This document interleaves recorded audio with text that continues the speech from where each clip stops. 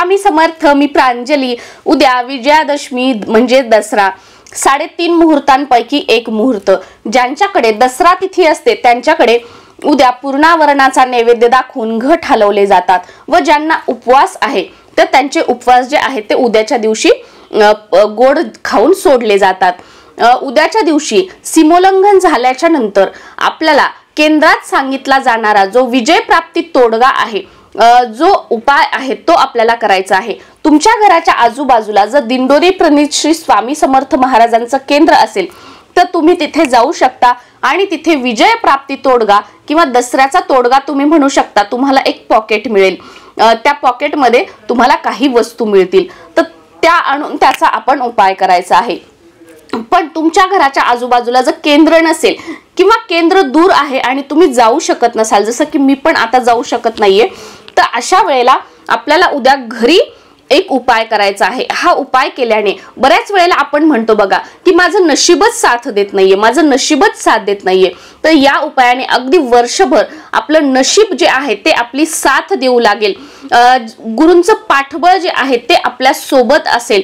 त्याचबरोबर या उपायाने आपल्याला प्रत्येक गोष्टीमध्ये विजय मिळेल. अडलेली कामं जी आहेत ती आपली पूर्ण होतील आणि सर्वात महत्त्वाचं लक्ष्मी प्राप्ती. लक्ष्मी येते पण ती टिकून राहत नाही.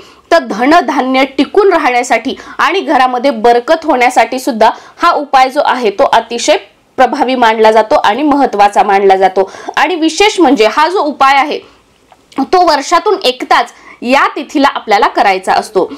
संध्याकाळी जेव्हा सीमोल्लंघन आपण करून येतो तर त्याच्यानंतर आपल्याला हा उपाय करायचा आहे. घरातील कोणतीही व्यक्ती हा उपाय करू शकते. जसं की पिरियड्स असतील तर घरातील इतर मंडळींना तुम्ही हा उपाय करायला लावलात तरीही चालेल. सुतक असेल तर मात्र हा उपाय करायचा नाहीये. आणि कोणत्याही एका व्यक्तीनेच घरातील हा उपाय करायचा आहे. यासाठी आपल्याला काय करायचं आहे बघा, आजच्या दिवशी आपण सोनं मोठ्यांकडून घेत असतो आणि आपल्यापेक्षा जे छोटे आहेत त्यांना आपण सोनं देत असतो किंवा बऱ्याच ठिकाणी अगदी छोटे मोठे बघितलं जात नाही, एकमेकांना दिलं जातं. सोनं म्हणजे काय की आपट्याची पानं, या दिवशी त्याची देवाणघेवाण केली जाते. तर आपल्याला जी आपट्याची पानं आहेत सीमोल्लंघन करून आल्याच्या नंतर 2.5 आपट्याची पानं घ्यायची आहेत. जसं की 2 पानांचं एक पान असतं बघा, तसं एक पान, परत 2 पानांचं एक पान आणि दुसरं एक पान जे आहे ते आपल्याला अर्धच घ्यायचं आहे. म्हणजे 2 पैकी एक तोडायचं आणि एकच पान ठेवायचं.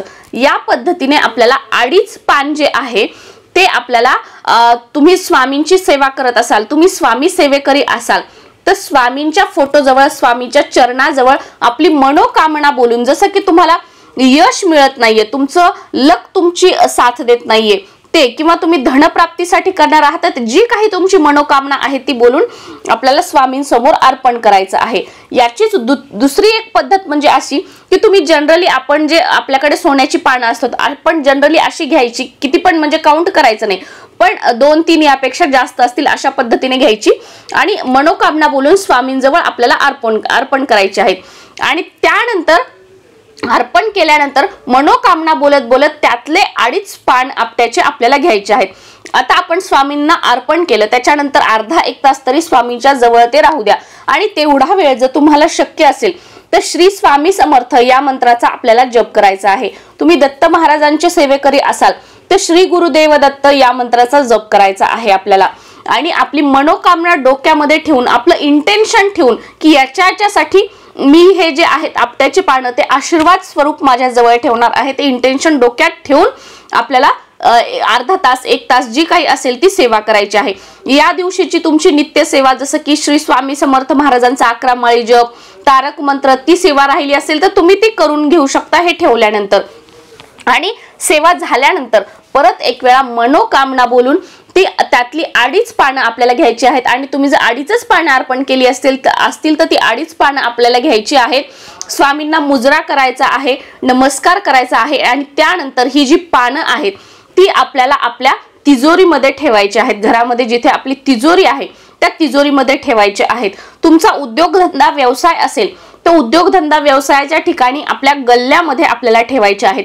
आणि याही पेक्षा अजून जर तुमच्याकडे तुमच्या घराच्या जवळ स्वामींचं केंद्र असेल तर केंद्रामध्ये जाऊन सुद्धा स्वामींच्या चरणाला लावून आपण हे जे आपट्याची पानं आहेत ती आणू शकतो. स्वामींचा आशीर्वाद केंद्रातून सुद्धा आपण त्या पद्धतीने हे घेऊ शकतो। आणि हे ठेवल्यानंतर आता आपल्याला काय करायचं आहे की ती वर्षभर जशास तशी राहू द्यायचे आहेत। आता या वर्षी आपण तिजोरीमध्ये ठेवलेले पानं पुढच्या वर्षी आपल्याला विसर्जित करायचे आहेत आणि पुढच्या वर्षी परत नवीन ठेवायचे आहेत, असं प्रत्येक वर्षी करत राहायचं।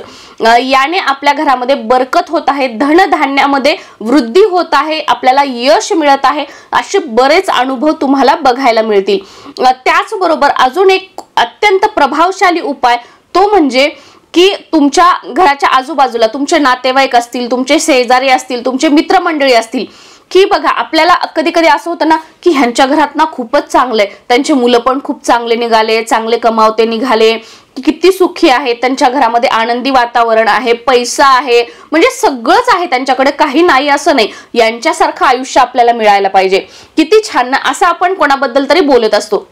तर अशा व्यक्तीकडून या दिवशी आपट्याची पानं सोनं आपल्याला घ्यायचं आहे आणि ते व्हायब्रेशन ठेवून की यांच्याकडे जी संपन्नता आहे, जे यश आहे, जी समृद्धी आहे ती मलाही मिळणार आहे, ही या भावनेने आपल्याला त्यांच्याकडून घ्यायचे आहेत आणि आपल्या हातामध्ये धरून तीच मनोकामना बोलून हे आपल्याला आपल्या लॉकरमध्ये ठेवायचे आहेत किंवा उद्योगधंदा व्यवसायाच्या ठिकाणी ठेवायचे आहेत। याने सुद्धा आपल्या नशिबाची साथ आपल्याला मिळू लागते। जे आपण म्हणतो ना की माझं दुर्भाग्य माझा पिछा सोडत नाहीये, तर हा उपाय केल्याने आपला दुर्भाग्य आपला पिछा सोडू लागेल आणि नशिबाची साथ, भाग्याची साथ ही आपल्याला मिळू लागेल।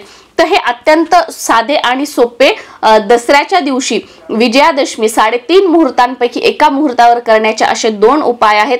तर नक्कीच या दोन्हीपैकी तुम्हाला जो करायचा आहे तो करा किंवा हे दोन्ही उपाय आपण केले तरीही चालतील। आणि मी सांगितल्याप्रमाणे की सुतक असेल तर हे उपाय करायचे नाही, पिरियड्स असेल तर घरातील इतर मंडळींनी हे जे उपाय आहेत ते केले तर चालतात। आणि जी आपट्याची पानं आहेत ती आजच्याच दिवशी म्हणजे दसऱ्याच्याच दिवशी आपल्याला स्वामींसमोरून घेऊन ती आपल्या लॉकरमध्ये किंवा उद्योगधंदा व्यवसायाच्या ठिकाणी आपल्याला ठेवायची आहेत। श्री स्वामी समर्थ।